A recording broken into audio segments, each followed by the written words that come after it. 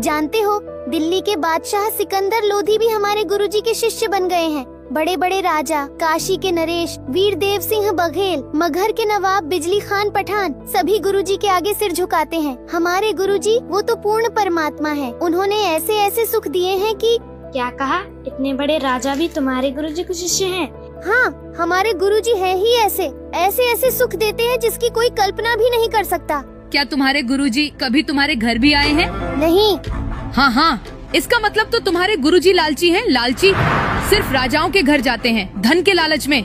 हाँ, ताकि उनसे ढेर सारा धन मिल सके। नहीं, मेरे गुरुजी लालची नहीं हैं।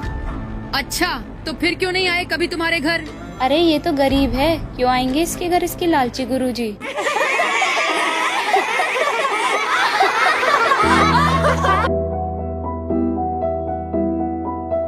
क्या तुम्हारे गुरुजी कभी तुम्हारे घर भी आए हैं? तुम्हारे गुरुजी लालची हैं। लालची सिर्फ राजाओं के घर जाते हैं, धन के लालच में। अरे ये तो गरीब है, क्यों आएंगे इसके घर इसके लालची गुरुजी?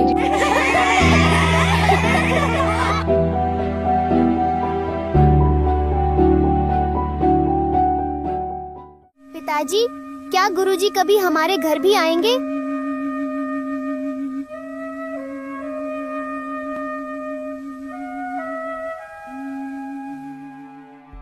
बेटा, गुरुजी तो हमारे घर में ही है। जब हम भगवान से जुड़ जाते हैं तब से ही वो हमेशा हमारे साथ होते हैं। वो हर क्षण हमारे साथ हमारे घर में ही रहते हैं। हाँ माताजी, मैं जानता हूँ, लेकिन गुरुजी साथ तो है, लेकिन किसी को दिखाई तो नहीं देते। मैं गली के बच्चों को दिखाना चाहता हूँ। गली के बच्चे कहते हैं कि तुम्हारे गुरुजी लालची है, सिर्फ राजाओं के घर जाते हैं और तुम्हारे घर कभी नहीं आते क्योंकि तुम गरीब हो। अगर गुरुजी एक बार हमारे घर आ जाएं, तो वो बच्चे जो कहते हैं ना कि तुम्हारे गुरुजी लालची हैं, उनका मुंह बंद हो जाएगा। फिर मैं उन्हें दिखा दूंगा कि देखो, हमारे गुरुजी लालची नहीं हैं।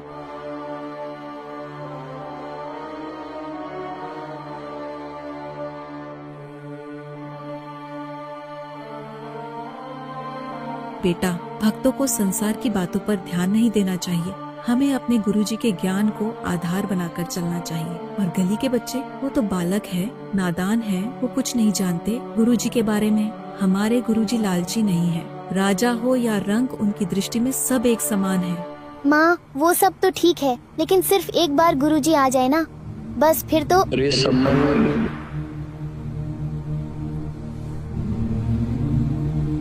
ये तो गुरुजी की आवाज है। गुरुजी? अरे गुरुजी यहाँ कहाँ आएंगे? इतनी दूर? उनके पास समय कहाँ होगा? लाखों शिष्य हैं उनके, कहाँ कहाँ जाएंगे?